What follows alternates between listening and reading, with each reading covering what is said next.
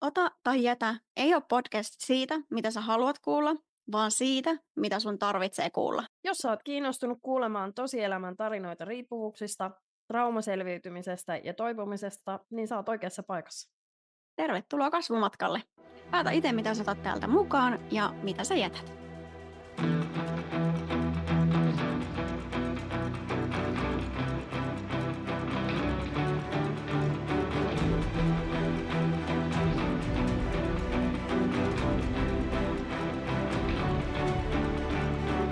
Tervetuloa kuuntelemaan Ota tai jätä podcastia.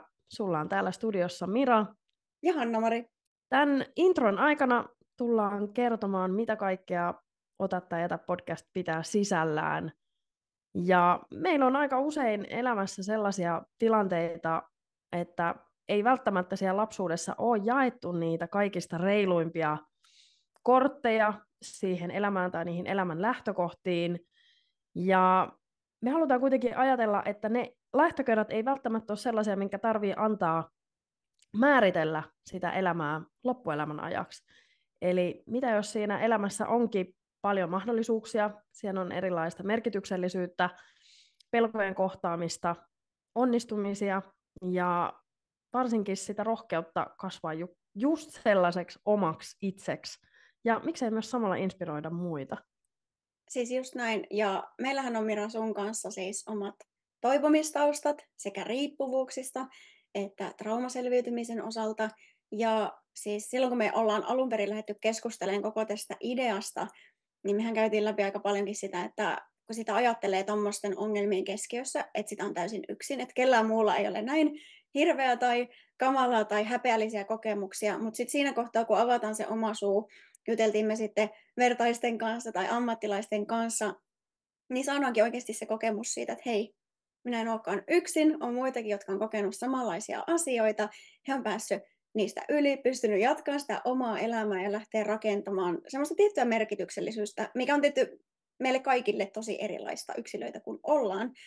Ja mun oma kokemus on se, että monesti näiden teemojen kanssa jää yksin. Ja siksi me ei olla haluttu myöskään ottaa tähän podiin mitään semmoista sokerikuorutusta, vaan ennemminkin semmoinen ronskin suora tyyli, missä puhutaan siis häpeilemättä totta kai näistä teemoista, mutta sitten niitä omia rajoja kunnioittaa, ne on tosi tärkeää, että eihän tällaista pystyisi tekemään, jos ne omat rajat ei ole kunnossa. Et mä näkisin, että meidänkin rooli ehkä tässä on totta kai jakaa sitä omaa toipumista ja niitä työkaluja, mitä siellä on ollut, mutta myös tarjota semmoinen alusta, missä tapuiksi mielletyistä aiheista saa puhua suoraan ja ääneen. Et ei tarvitse olla hiljaa. Jep, ja mä oon niin paljon saanut itse apua erilaisten ihmisten erilaisista tarinoista. Ja se on just se yksi syy, miksi me myös ollaan tässä puhumassa näitä asioita ääneen. Paljon asioita, mitä mä olisin esimerkiksi nuorena halunnut kuulla ja mun olisi tarvinnut kuulla. Ja jopa niin kuin sit aikuisena, niin toivotaan, että tätä kautta saadaan tuotua myös paljon sellaista vertaistuellista keskustelua. Siis tämä justiin. Ja siis faktahan on se, että me ei olla ratkaisemassa kaikkien ongelmia, eikä välttämättä edes sinun hyvä kuulija, vaan just tuomassa sitä omaa kokemusta esille sellaisena kuin se on ollut ja jakamassa niitä pilareita, mitkä on auttanut esimerkiksi meitä oman toipumisen matkalla. Et niistähän voi ottaa mukaan semmoisia juttuja, mitkä tuntuu semmoiselta, mitä haluaisi ehkä kokeilla tai soveltaa siellä omassa elämässä. Ja jos ne ei tunnu omilta, niin ei kukaan pakota niitä kokeilemaan. Et enemmänkin mä näkisin, että meidän rooli täällä on tarjota erilaisia vaihtoehtoja siihen, että mikä on mahdollista. Ja just laittaa sitä fokusta niihin asioihin, mihin pystyy vaikuttamaan. Et tietenkään ammattiapuakaan ei nykyään aina ole helppo saada, mutta mä haluaisin, että jokainen pystyisi niin kuin tämän kautta saamaan sen ymmärryksen siitä, että tekee sen oman parhaan niissä olosuhteissa, missä on. Ja sekin on niin erilaista jokaiselle meille. Että Mira, sä just alussa puhuitkin noista lähtökohdista, niin ne on asioita, mihin me ei pystytä vaikuttamaan, koska ne annetaan meille silloin lapsena. Mutta sitten taas aikuisena me pystytään kyllä ottamaan se vastuu siitä omasta toiminnasta, olosuhteista, kokemuksista ja siitä, että lähdetäänkö me esimerkiksi hoitamaan itseämme ja muuttamaan sitä tilannetta. Ja tämä ei ole nyt missään nimessä, mä tiedän omasta kokemuksesta, että se ei ole helppoa, se on ihan äärimmäisen raskasta, mutta se on myös... Vaikeeta, niin niin. vaikeeta välillä, mutta niin palkitsevaa. Siis juuri tämä. Että tavallaan kyllä täällä on ainakin 2 sellaista henkilöä, jotka tietää, minkälaista aallonpohjaa se on, että lähtee työstämään asioita ja ottamaan vastuun itsestään. Mutta sitten on myös toisessa vaakakupissa se kokemus siitä, että miten palkitsevaa se oikeasti on, kun kasvaa omaksi itsekseen. Se on paras asia, mitä mulle ainakaan on tässä elämässä tapahtunut. Kyllä. Ja mä oon myös ihan superinnoissani siitä, että me ollaan sun kanssa suunniteltu aivan mielettömän ihanien asiantuntijoiden ja erilaisten vieraiden vierailua myös meidän podissa. Ne tulee tuomaan tähän tosi paljon lisäarvoa, erilaista näkökulmaa. Niin se on sellainen, mitä odotan myös sen lisäksi, että me päästään sun kanssa keskustelemaan aiheista.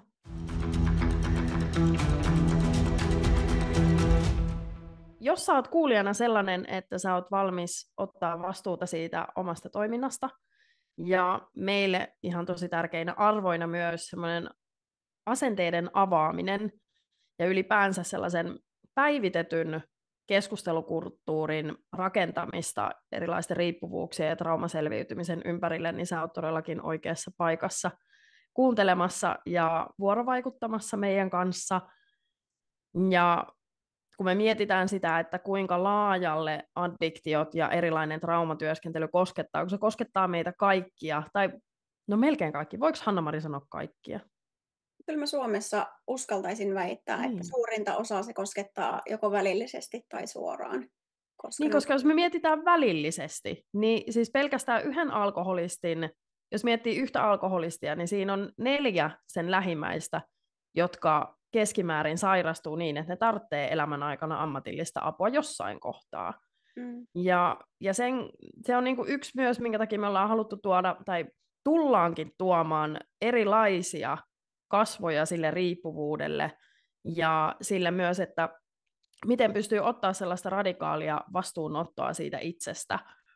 Ja halutaan toki myös antaa semmoista eteenpäin vievää vertaistukea ja ymmärrystä, että mitä me ollaan myös itse saatu osaksi, mitä sä tuossa Hanna-Mari vähän jo mainitsitkin. Ja sitten yksi meidän suosikkiaihe, keskeneräisyys, se tulee toistua ihan varmasti meidän jaksoissa, eli se, että miten oikeasti sietää sitä sellaista tietynlaista keskeneräisyyttä meissä itsessä, mitä aina on se toipumismatka tai mikä tahansa muu matka, niin siellä aina on sellaista. Kyllä, ja kyllä mä ainakin niin itse sokeririippuvaisena ja toipuvana läheisriippuvaisena olen kokenut sen, että mulle ainakin oli tyypillistä tavallaan ulkoisesti menestyä ja olla semmoinen pärjäävän oloinen, suorituskeskeinen, tunnollinen. Ja nämä on siis seikkoja, mitkä yhdistää riippuvaisia ja lähes riippuvaisia. Mutta sitten tavallaan se tuska, mitä käydään 4 seinän sisällä tai sen oman sisäisen maailman ytimessä jää monesti näkemättä. Et siellä on sitten salassa sitä pakonomasta käytöstä, on rajattomuutta, ei ymmärrä omaa tunne-elämää. Eli ei ole sanoja esimerkiksi sille, että mitä on suru tai mitä on viha tai mitä on pelko ja miten niitä voi lähteä esimerkiksi työstämään sen sijaan, että upottaisi itsensä sinne pakonomaiseen käytökseen, olisi sitten alkoholin käyttämistä, huumeita, sokeria, jotain toiminnallista riippuvuutta. Työnarkomaniaa allekirjoittanut. Sitten mitä pidempään tämmöiset käytösmallit siellä jatkuu, niin sitä kuormittuneemmaksihan se oma arki käy. Ja se vaikuttaa tosi paljon elämänlaatuun, ainakin mulla vaikutti. Ja myös niihin ihmissuhteisiin. Et vaikka jotenkin itsekin ajattelin silloin aktiivisen addiktion aikoina, että mulla on tosi hyvät ihmissuhteet, niin en mä kyennyt näkemään sitä silleen selkeästi ennen kuin mä lähdin toipumisen tielle. Ja näin vaikka miten kiukkunen ja ärtynyt mä olin koko ajan. Et sillä on aina sitä vaikutusta myös muihin. Ja ehkä niin kuin meilläkin varmaan se yksi ydinintentio on nimenomaan se, että jokainen pystyisi lähteä rakentamaan semmoista oman näköistä elämää, missä on niitä itselle merkityksellisiä asioita. Et se ei ole vaan semmoista jatkuvaa puurtamista ja selviytymistaistelua ja suorituksesta toiseen hyppäämistä.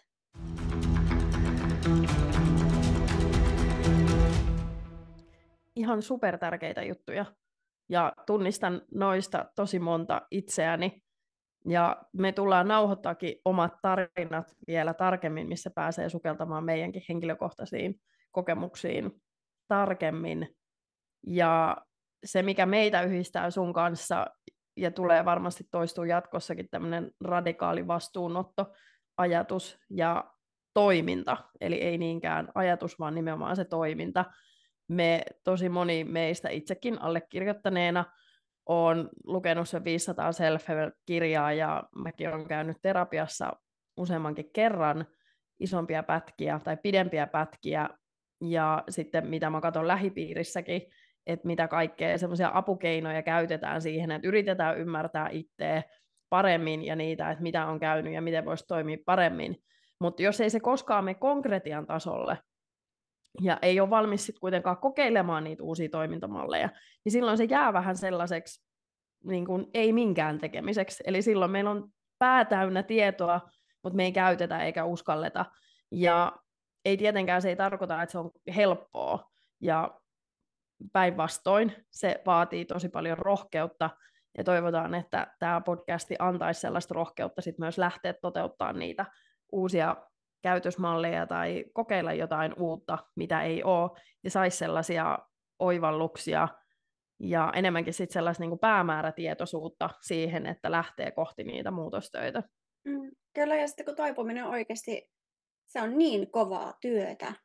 Se on tosi kovaa työtä, että välillä se on just sitä, että tiedätkö, itkee päiväkausia jossain nurkassa sitä omaa kohtaloaan tai vaikeita kokemuksia, mitä on ollut, tai harjoittelee vetämään rajoja ihmissuhteissa, mitä ei aiemmin ole osannut tehdä, koska sitä ei ole opetettu, ja sekin tuo niin kuin omaa syyllisyyden kuormaa ja paljon semmoisia tunteita, mitä joutuu sietämään ja johon tarvii ihan konkreettista apua ja aikaa, että niistä pääsee yli, että kun eihän niihin ole olemassa mitään semmoista pikaratkaisua.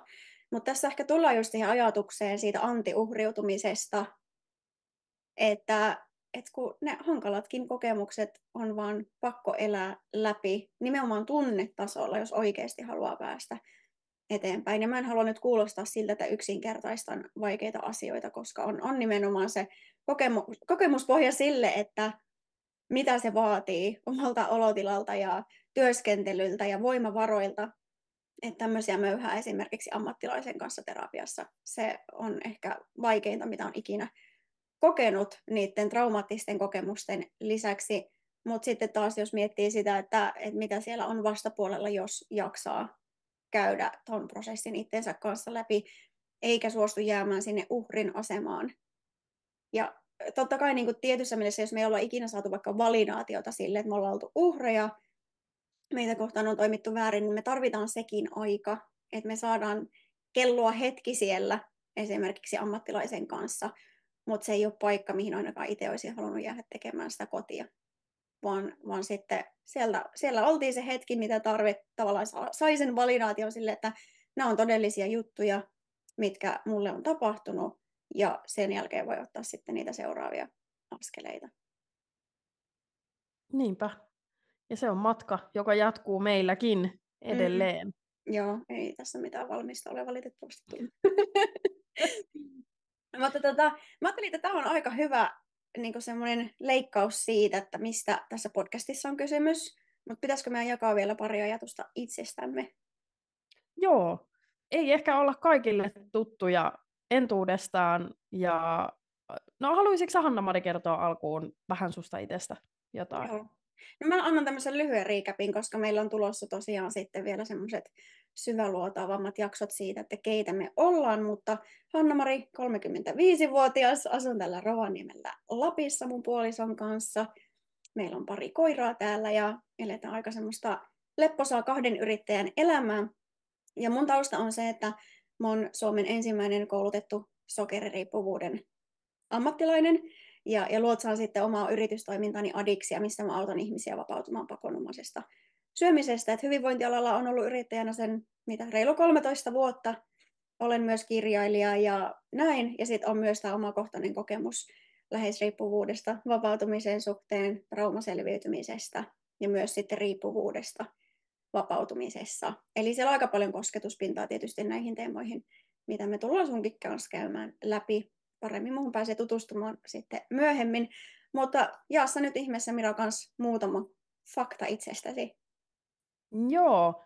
No mä oon aiemman työuran, jos miettii semmoisia kylmiä faktoja, niin aiemman työuran mä oon tehnyt myynnin ja markkinoinnin parissa ja sitten paljon hyvinvointialalla tehnyt erilaisia hommia. Sanoisinkin, että on sellainen hyvinvointialan moniottelija ja muun muassa ravintoneuvoja ja mä oon Hanna-Marin tavoin myös itse yrittäjä. Ja noista ehkä niin kuin omista addiktioista ja muista, mitkä tulee sitten näissä meidänkin jaksoissa, niin mä oon käynyt läpi syömishäiriöt ja oikeasti vakavan asteen ostoholismin ja sitten työnarkomania on ollut mulla ehkä se niin kuin pisin addiktiosuhde, mistä sitten minä on päässyt paremmalle puolelle. Ja no oikeastaan nämä kaikki on vaikuttanut siihen, että mua itse kiinnostaa ihmisen mieli ihan hirveästi. Ja mä opiskelenkin tällä hetkellä psyykkiseksi huippuvalmentajaksi ja sitten positiivista psykologiaa tässä nyt sitten muun mukana ja Hanna-Marin lailla, niin nyt sitten myös podcast-hostina. Ja tiedätkö Hanna-Mari, mä mietin myös sitä, että miten me ollaan tavattu aikanaan. Niin. Niin, siis mä yritin laskea ja tehdä matikkaa, toivottavasti on oikeassa, mutta jossain 2019 vuoden paikkeilla mä oon silloisessa markkinointityössä ollut suhun yhteydessä, koska mä halusin kysyä vaikuttajayhteistyötä. Ja sinä sanoit, että kyllä, lähdettiin tekemään yhteistyötä.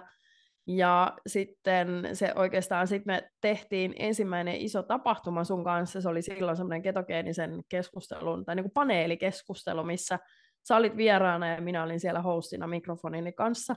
Kyllä. Mutta sitten oikeastaan siitä tosi nopeasti jotenkin meillä synkkas hirveän hyvin, ja sitten me ollaan yhtäkkiä oltukin niissä maratonipuheluissa ja kerrottu elämäntarinat ja kaikki muutkin. Joo, Ja mehän ollaan myös ihan virallisesti myös ennen tätä tehty töitäkin yhdessä melkein vuoden verran. Ja nyt sitten meillä on ensimmäinen yhteinen kahden kesken tehtävä tämmöinen ihan oma hanke, mistä ehkä vähän haaveiltikin aiemmin, että mitä se voisi olla. Joo, ja siis mä oon tosi kiitollinen tästä, koska siis mitä me ollaan nyt tunnettu 4+1 on 5 vuotta. Että tavallaan, jos mä mietin sua just ystävänä, että kun sä oot oikeasti semmoinen tosi mutkaton persoona, ja yksi mutkattomimmista ihmisistä itse asiassa, ketä mä tunnen, ja tarkoitan tällä siis sitä, että kun sun kanssa voi oikeasti puhua asioista suoraan, ilman että tarvii niinku selitellä itseään, että sä pystyt ottaa just asiat asioina, ja se toimii molempiin suuntiin. Ja sulla on niinku ihmisenä jotenkin niin semmoinen empaattinen lähestymistapa aina, että niinku varmaan senkin vuoksi me ollaan lähdetty tutustumaan. Ja mä en sanoisi, että se on ollut mikään semmoinen salamatutustuminen, että aika pikkuhiljaa kuitenkin jaettu niitä omiakin kokemuksia ja ajatuksia, mikä on ollut tosi tärkeää, että se ei ole ollut semmoinen suinpäin, että kaikki asiat tässä ja sitten menee pari viikkoa ja se on siinä. Että jotenkin arvostan sitä, että se meidänkin ihmissuhde on kehittynyt pikkuhiljaa. Ja siinä on ollut mun mielestä alusta asti tosi isosti mukana rehellisyys. Ja luottamus. Joo. Ja siis tavallaan siltä osin just, että aina voi luottaa siihen, että saa semmoisen avoimen ja rehellisen mielipiteen, jossa ei ole mielistelyä. Liittyy se sitten työhön tai omien elämän valintoihin tai muihin asioihin, minkä kanssa kamppailee. Oli ne hyviä tai sitten semmoisia haastavampia. Että se ei ole todellakaan itsestäänselvyys sen suhteen. Ja niin kuin, kun mä tiedän sut myös työkuvioista, niin haluan myös meidän kuulijoille jotenkin sanoa sen, että mä oon kuullut aina Mirasta vaan positiivista palautetta. Se on oikeasti semmoinen ihmisten ihminen, jolla on sydän paikallaan. Ja sekä niin kuin työkontekstissa että ystävyyspuolella sulla vaan niin kuin on se kyky nähdä muiden ihmisten hyvät puolet. Ja sitten myös sanottaa se sillä tavalla, että muut saa kiinni myös siitä, että mitä hyvää itsessä on ja mikä on mahdollista. Että jotenkin siksikin tuntuu niin turvalliselta ja oikeasti sydänjuuria myöten niin hyvältä lähteä tekemään tätä sun kanssa. Tämähän meni vähän silleen hassusti, että joulukuussa sä laitoit mulle vaan viestin, että Hanna-Mari, meidän pitää tehdä podcast. Ja sitten mä olin silleen, että niin pitää. Siis se oli joku aha-elämys, en mä tiedä, se oli just ennen joulua. Ei voi sanoa jouluihmeeksi, mutta ennen sitä. Se on just näin. Harvoin sitä törmää tämän kaltaisiin ihmisiin. Ja eihän niinku tämmöisiin teemoihin keskittynyttä prosessia ainakaan omalta osalta pystyisi aloittamaan, jos ei rinnalla olisi tosi turvallinen ihminen. Että kiitos, että olet siinä. Ja mä oon ihan varma, että tästä tulee niin hyvä juttu. Kiitos itsellesi. Mäkin jotenkin ehkä se empatiakyky on meillä semmoinen alusta asti myös ollut yhdistävä tekijä. Kyllä. Ja se, mitä mä niin olen seurannut sua tässä vuosia ja mitä mä ihailen, niin se sun taito myös niin lukee ihmisiä ja sellainen aktiivinen läsnäolo ja kuuntelu. Ja meillä on aina kauhean hauskaa, sä oot aina kauhean naurava ja semmoinen iloinen, vaikka mekin ollaan siis käsitelty tosi sellaisia niin kuin vakavia ja vähän niin kuin synkkiäkin aiheita, niin silti me niin kuin pystytään löytämään sieltä sit kuitenkin aina sellaista jotain naurua ja iloa sit siihen keskusteluun. Että se sellainen avoimuus ja rehellisyys myös niistä niin kuin kipeistäkin asioista ja se sellainen niin kuin helppous ja just luottamus niin kuin siinä, mikä mulla on sua kohtaan ja toisinkin päin. Ja musta on ihana katsoa sitä teidän elämää, sä kerroitkin, että te olette siellä Rovaniemellä.